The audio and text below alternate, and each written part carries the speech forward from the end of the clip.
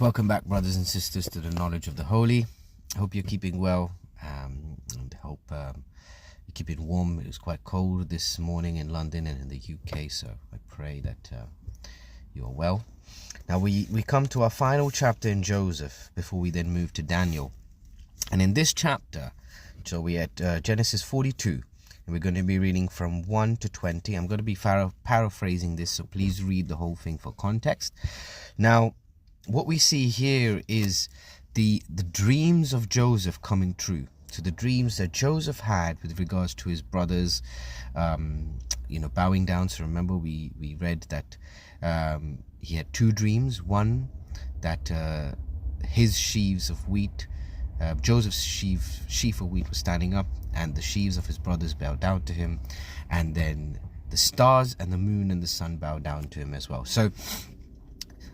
And then we see what this means. Now, Joseph, he was not boasting in this because he knew that God's providence was upon him and put him in Egypt and gave him this sort of responsibility and this sort of, you could say, title. He was the ruler of all of Egypt. He was like a prime minister of Egypt, second to Pharaoh. So there was a reason why God had given him this title, this responsibility, and given him this position in Egypt. Okay, because of the 7 years of plenty and the 7 years of famine. So now we're going to see how his leadership, how his sort of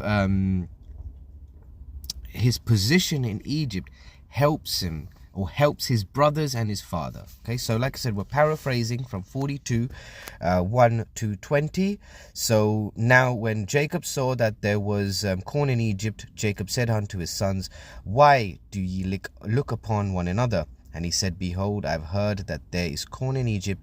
Get you down thither and buy us from thence, that we may live and not die." So his sons go to Egypt.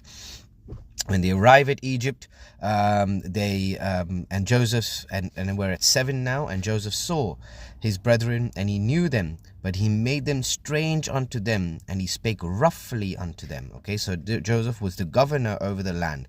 So, and he sold to all the people. So Joseph was in charge of selling the corn to all the people. So when his brothers came there, he treated them roughly, and he said, "Nay, ye are spies, and you have come to see the nakedness of the land." And his brother says, "No, my lord, we come to buy food, as thy servants are starving." And we come, and then they tell him who are they from. So they told him that their father is old in the land of Canaan. There were 12 brothers. One of them died, who's not no more. We see that in verse 13.